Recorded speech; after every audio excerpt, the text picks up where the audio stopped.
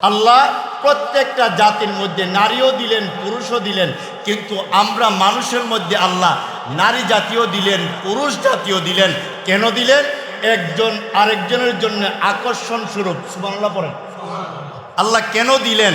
আমার তেলাওয়াতকৃত আয়াতে আল্লাহ এই কথাটা খুব সুন্দরভাবে বলছেন। আল্লাহ বলেন, ওয়ামিন আয়াতিহি আন খালাকা লাকুম মিন আনফুসিকুম আজওয়াজা লিতাসকুনু ইলাইহা ওয়া জাআলা বাইনাহুম মাওয়াদ্দাতাও ওয়া রাহমা ইন্না ফি যালিকা লাআয়াতিন লিকাওমিন ইয়াতাফাক্কারুন।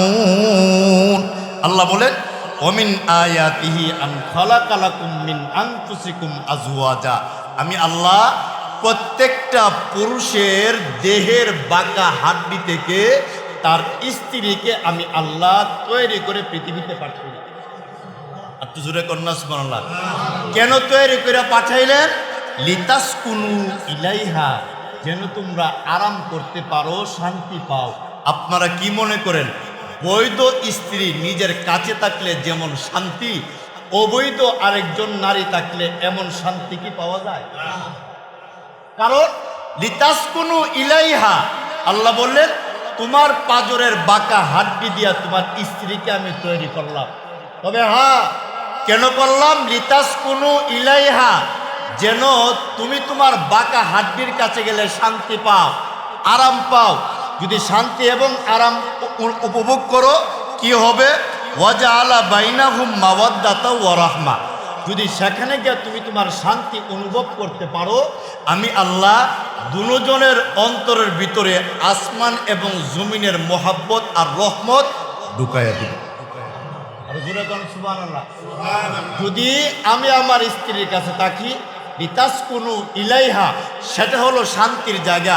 এই শান্তির জায়গায় যখন আমি যাব, আল্লাহ বলেন ওয়াজআলা বাইনাহুম মাওয়াদ্দাতা ওয়া রাহমা, এই শান্তির জায়গায় যাওয়ার পর আমি আল্লাহ তোমাকে আসমান থেকে রহমত, তোমাকে আসমান থেকে শান্তি, তোমাকে আসমান থেকে শক্তি, তোমাকে আসমান থেকে সামর্থ্য, তোমাকে আমি আল্লাহ আসমান থেকে তোমার যে সান্ত্বনা আছে তোমাকে দান করব। কেন দান করব? ওয়াজআলা বাইনাহুম মাওয়াদ্দা, একজন আরেকজনকে ভালোবাসার কারণে। সুবহানাল্লাহ জোরে পড়েন। এখন আসুন, আমার নবী তার স্ত্রীদেরকে কেমন ভালোবাসতেন, এই বিষয়টা টাচ করলে আপনারা বুঝতে পারবেন যে আমার রাসূল যদি তার স্ত্রীদেরকে এমনভাবে ভালোবাসতে পারেন, তাহলে আমরা আমাদের স্ত্রীদেরকে ভালোবাসতে কেন পারবো না?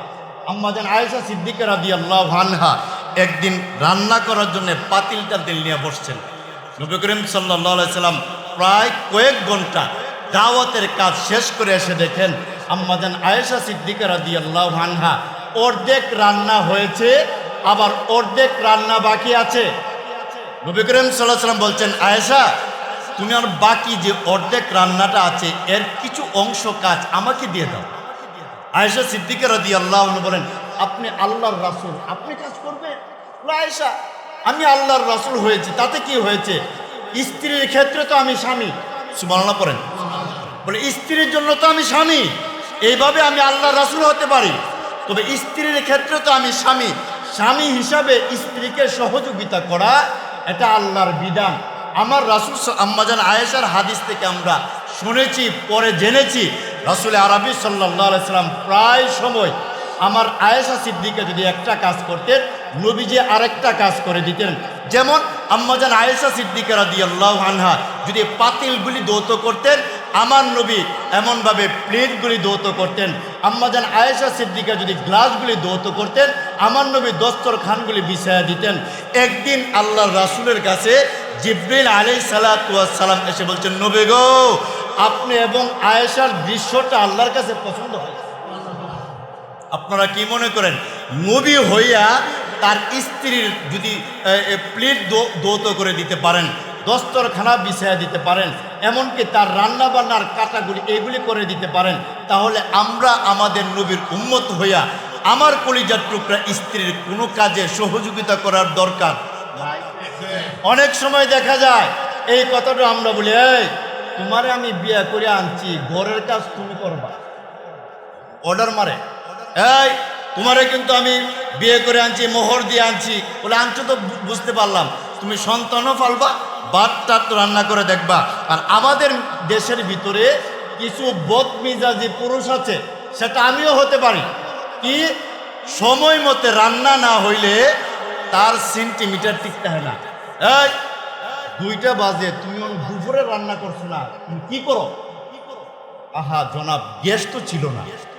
গ্যাস না থাকার কারণে একটু বিলম্ব হয়েছে। কেন বিলম্ব হবে? কেন হবে?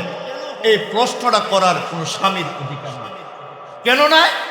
গ্যাস না থাকার কারণে মাটির চুলাতে রান্না করতে গিয়া কিছুটা দেরি হওয়ার সম্ভাবনা কি নাই? যিনি আগুনের কাছে রান্না করতে পারবেন 2 ঘন্টা সময়ে, আপনি 10 মিনিট সময় যদি অপেক্ষা করতে না পারেন, তাহলে আপনি স্ত্রীর কি সহযোগিতা করবেন? স্ত্রীর কি কি কাজে আপনি রাখবেন? স্ত্রীর পাশে কি নসরত আপনি করবেন? এই জন্য আম্মাজান আয়েশা সিদ্দিকা রাদিয়াল্লাহু আনহা বলেন, আমি ঘর ঝাড়ু দেওয়ার পরে বাকি অর্ধেকটা আমার কলিজার টুকরা স্বামী রহমাতুল লিল আলামিন, বাকি অর্ধেকটা ঘর নবীজি নিজ হাতে ঝাড়ু দিয়ে দেন।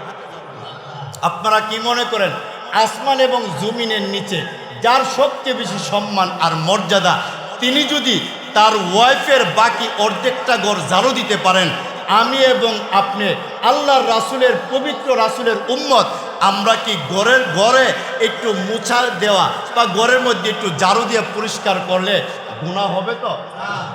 কিন্তু একজন অপরজনকে সহযোগিতা করলে এই পৃথিবীতে যেমনভাবে এক স্ত্রী স্বামীর প্রতি খুশি হয়ে যায়, স্বামী স্ত্রীর প্রতি খুশি হয়ে যায়, এর ফাঁকে দিয়ে একজন খুশি হন, জবান খুলে বলবেন কি তিনি কে? আরো জোরে বলেন কে? আল্লাহ। আল্লাহ নিজে খুশি হয়ে যান। নবী করিম সাল্লাল্লাহু আলাইহি সাল্লাম, উনার 11 জন স্ত্রী ছিলেন। আম্মাজান আয়েশা সিদ্দিকা রাদিয়াল্লাহু আনহা একদিন আমার নবীর কাছে এসে বলছেন, নবী গো, আপনি কাকে সবচেয়ে বেশি ভালোবাসেন? সুবহানাল্লাহ জোরে পড়েন। আপনারা কি মনে করেন 11 জন স্ত্রী যার, তিনাকে যদি প্রশ্ন করে, হুজুর আপনি সবচেয়ে বেশি কোন স্ত্রীকে আদর করেন, মহব্বত করেন? নবীজি বলছেন, আগামীকাল তোমাদের প্রশ্নের জবাব দিব। সুবহানাল্লাহ পড়েন।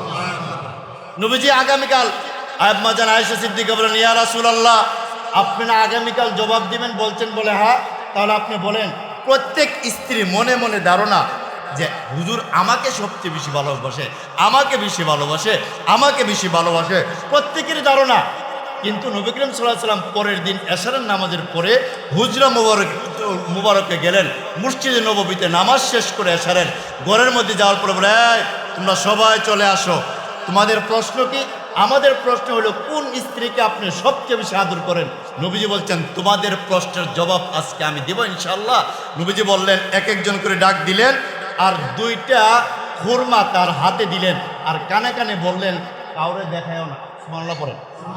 দ্বিতীয় জনকে ডাক দিলেন, 2টা খুরমা তার ডান হাতে দিলেন, বললেন, তুমি কাউকে দেখায়ও না। তৃতীয় জনকে ডাক দিলেন, 2টা খুরমা তার ডান হাতে দিলেন, তুমি কাউকে দেখায়ও না।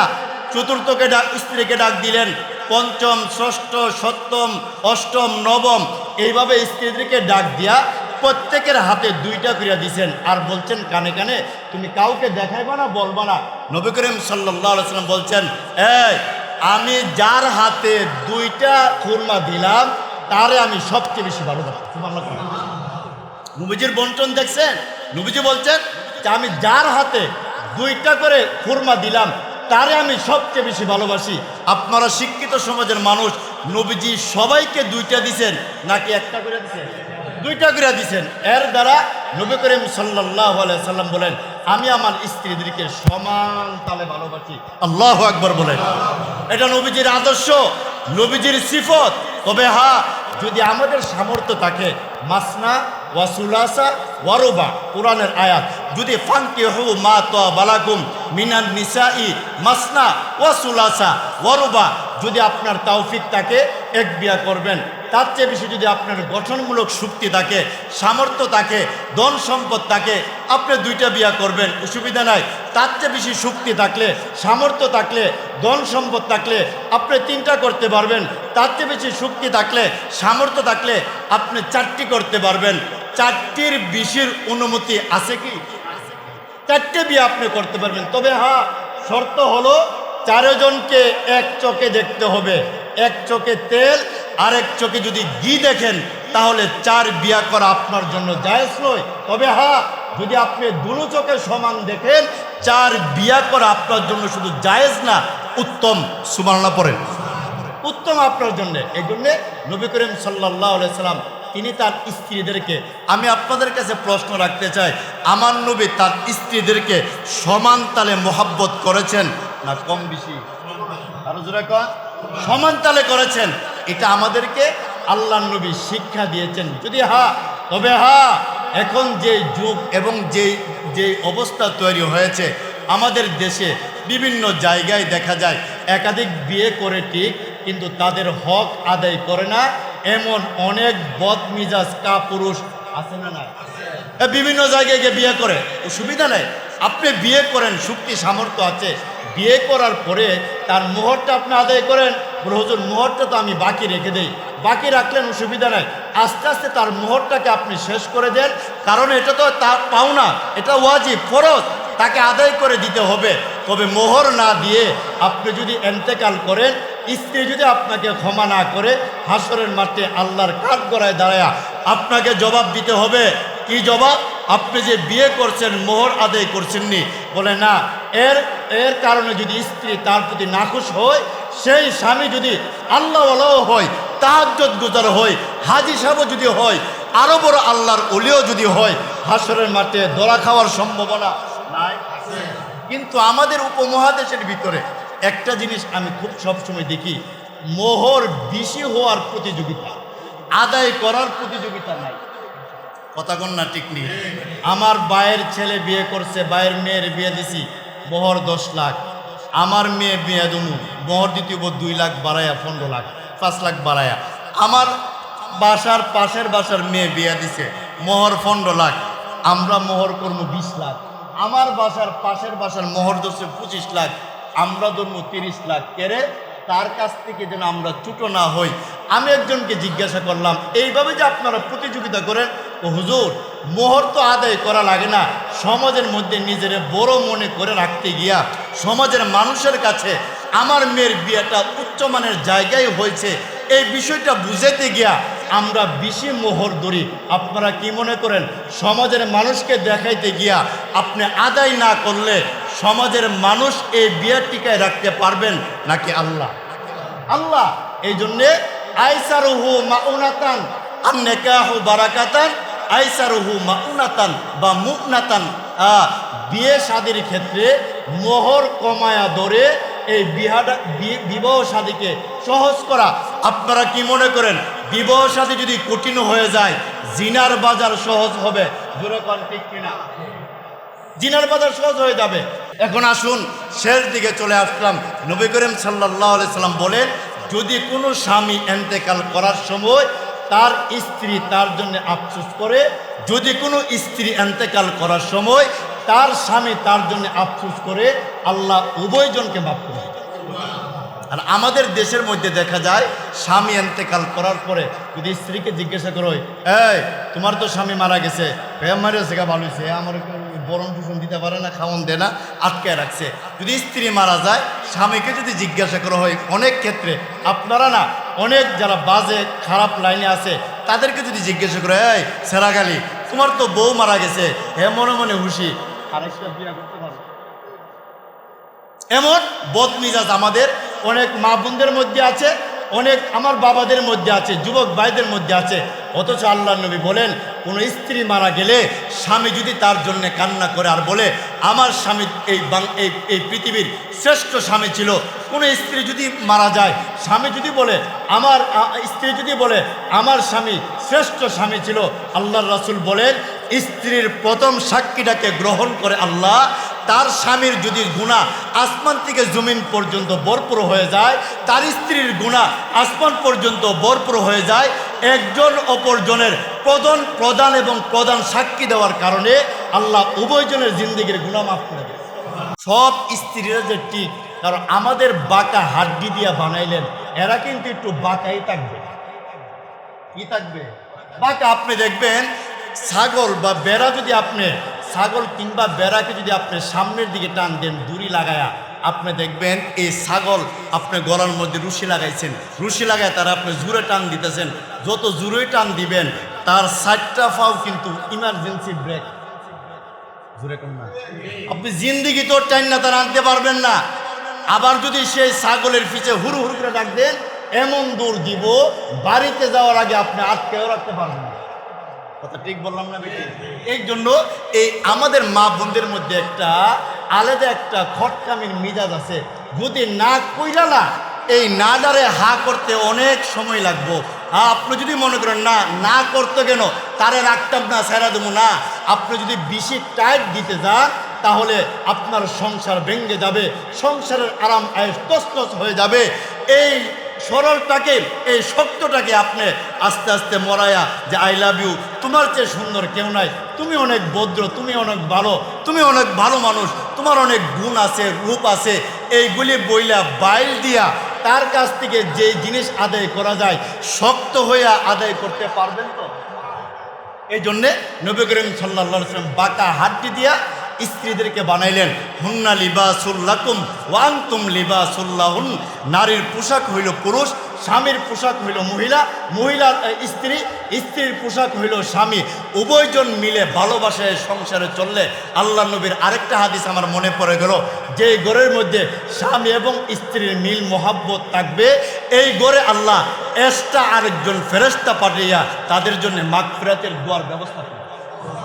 এই জন্যে আমরা যারা আছি, ফ্যামিলি নিয়ে যারা আছি, এজন্যে আমরা আমাদের স্ত্রীদেরকে সাথে ভালো ব্যবহার করব।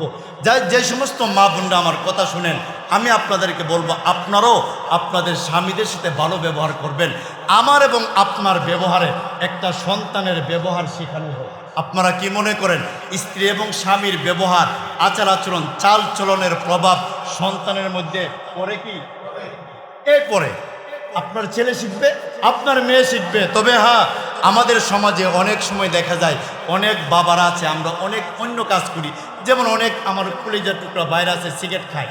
আপনার ছেলের বয়স 7, মারুফ বলে কি একটা স্টার ফিল্টার নিয়ে আসো, গুল্লিপ সিগারেট নিয়ে আসো। 1 দিন 2 দিন 3 দিন আনতে আনতে হঠাৎ করে একদিন বলছি তুমি এটা দরায় নিয়ে আসো, তখন হ্যাঁ মনে করে আব্বা যেহেতু অনুমতি দিয়েছে দরাইতাম, একটা টান দিয়ে ওই দিক কেন টান দেওয়ার পরে হের কাছে ভাল লাগছে, এরপরে হে আবার এই নেশাতে চলে গেছে।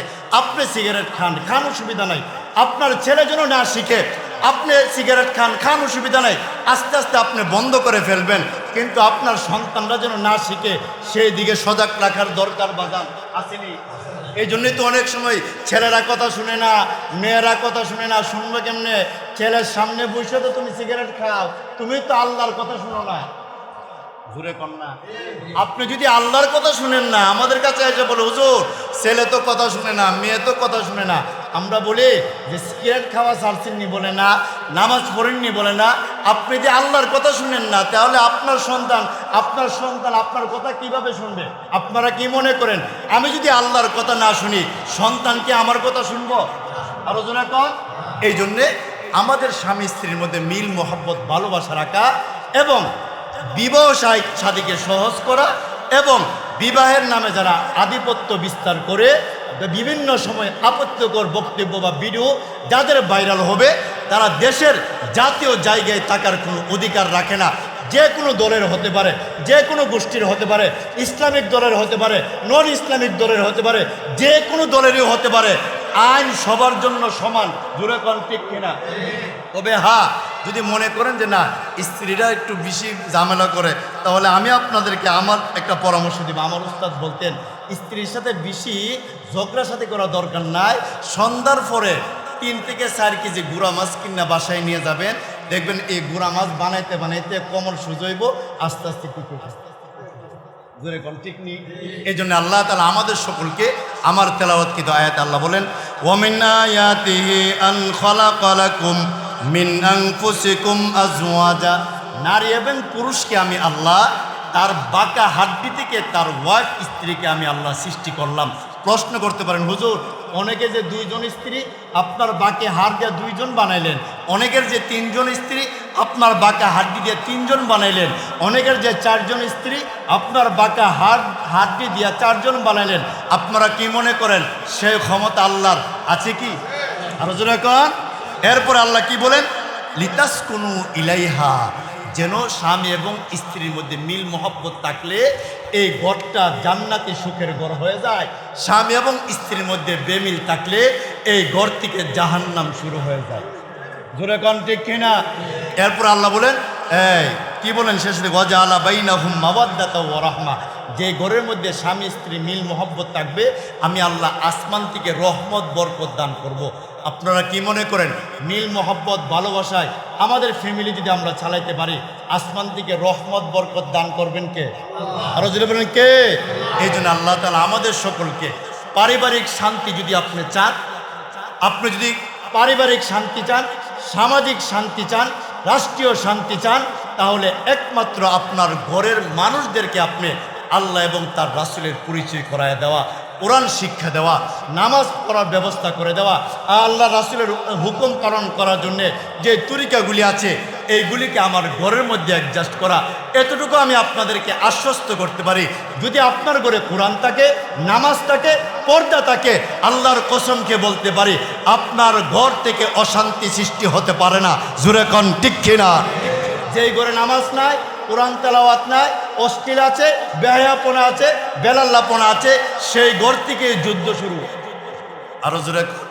এই জন্য আল্লাহ তাআলা আমাদের সকলকে, আমরা যারা বিবাহ করেছি, আমরা আমাদের এই স্ত্রীকে পাশে রেখে তাকে নিয়ে তার ভুল ত্রুটি ধরে, স্ত্রীর ভুল স্বামী সংশোধন করবে, স্বামীর ভুল স্ত্রী সংশোধন করবে, আল্লাহ রাসূলের মতো এই আপোষে মিল মোহাব্বত ভালোবাসা রেখে এই আয়াত সূরাতুল রুমের 20 নম্বর আয়াতের অবলম্বনে আমরা যেন বাকি জীবনটুকু আল্লাহ এবং রাসূল, খাদিজাতুল কুবরা, আয়েশা সিদ্দিক এবং বিশ্বনবী, সাহাবায়ে কেরাম এবং তাদের স্ত্রী যেভাবে জীবনযাপন করেছেন, পবিত্র জীবনযাপন, আজওয়াজুম মুতাহহারা, এমন পবিত্র জীবন অর্জন করে ব্যভিচার থেকে, জিনা থেকে, অন্যান্য খারাপ কাজ থেকে যেন আমরা বিরত থেকে আল্লাহ এবং তার রাসূলকে খুশি করে পৃথিবীর জমিন থেকে যেন আমরা বিদায় হতে পারি। আল্লাহ আমাকে এবং আপনাদেরকে সেই তৌফিক দান করুন।